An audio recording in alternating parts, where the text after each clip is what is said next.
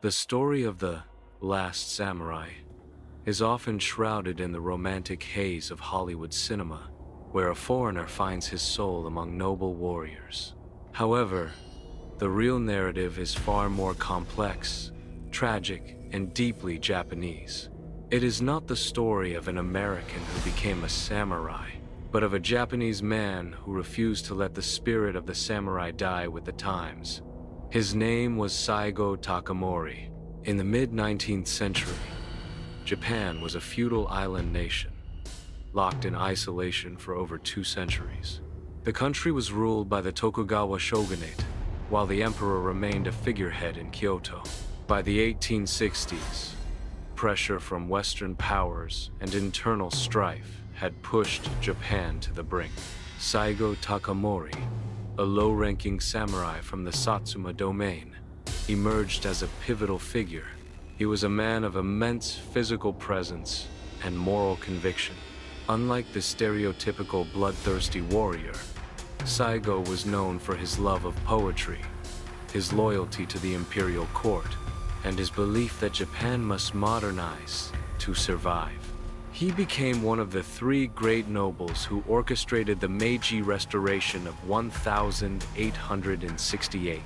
This was a bloodless revolution in its initial phase, toppling the shogun and restoring power to Emperor Meiji. Saigo was hailed as a hero, the George Washington of Japan. He helped draft the new government's policies and led the imperial forces to victory in the Boshin War. But as the dust settled, a rift began to form between Saigo and the new oligarchy he helped create. Leaders like Okubo Toshimichi and Ito Hirobumi pushed for rapid, aggressive westernization. They sought to dismantle the feudal class system, abolish the samurai stipends, and build a conscript army based on the Prussian model. To Saigo, this was a betrayal of the very values they had fought for. He believed modernization should be gradual, and that the samurai class, with its code of bushido, the way of the warrior, was the moral backbone of the nation. He argued against sending an expedition to Korea, fearing it would provoke a war Japan wasn't ready for, but also because he felt the samurai needed a purpose beyond administrative paperwork. When his arguments were repeatedly voted down in the council chambers, Saigo made a fateful decision. He resigned from the government and returned to his home in Kagoshima, formerly Satsuma. He did not go there to plot a rebellion initially. He went to establish a private academy to teach young samurai discipline, literature, and martial arts, hoping to preserve their dignity in a changing world. The tension in Kagoshima was palpable. The central government in Tokyo viewed Saigo's academy as a hotbed of sedition. Their fears were realized when radical students, acting without Saigo's explicit order, attacked a government ammunition depot in 1877. Saigo faced a terrible choice: denounce his students and save the peace, or stand with them and face destruction. Bound by his code of loyalty to those who followed him, he chose the latter. He agreed to lead them to Tokyo to question the government, though he knew full well it would turn into a civil war. This was the Satsuma Rebellion, the last true samurai uprising in Japanese history. The conflict was brutal and asymmetrical. Saigo's force of roughly 40,000 samurai, armed with traditional katanas and some outdated rifles, faced the new Imperial Japanese Army, 300,000 strong, equipped with modern Gatling guns, artillery, and trained in Western tactics. For months, the rebels fought with incredible bravery, winning small skirmishes through sheer ferocity. But mathematics and technology are unforgiving.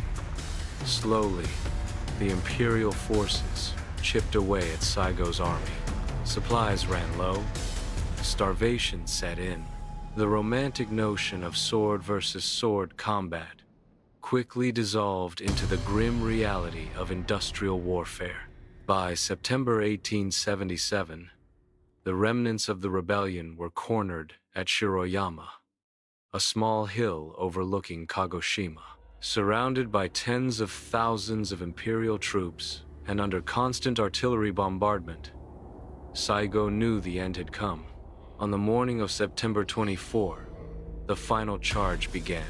There were no grand speeches, only the silence of men accepting their fate. As the imperial lines opened fire, the samurai charged forward. Saigo, wounded in the thigh and unable to walk, sat beneath a tree. According to historical accounts, he asked one of his remaining retainers, Beppu Shinsuke, to perform seppuku ritual suicide for him, as he was too injured to do it himself. Beppu struck off Saigo's head, hiding it to prevent it from being taken as a trophy by the enemy, before charging into the gunfire to meet his own death. Within hours, the rebellion was crushed. Of the 40,000 who started, only a few hundred survived. The irony of Saigo's story lies in what happened after his death. The government that defeated him realized that erasing him would only make him a martyr. Instead, they posthumously pardoned him in 1889.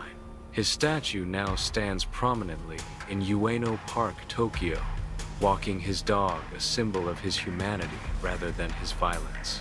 Saigō Takamori was not a man trying to stop time. He was a man who loved his culture so deeply that he could not bear to see its soul discarded in the rush toward progress.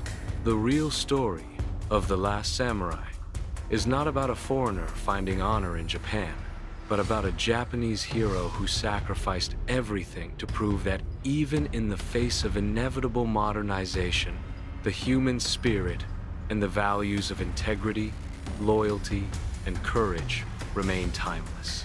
The samurai class ended at Shiroyama, but the legend of Saigo ensured that the spirit of the samurai never truly died.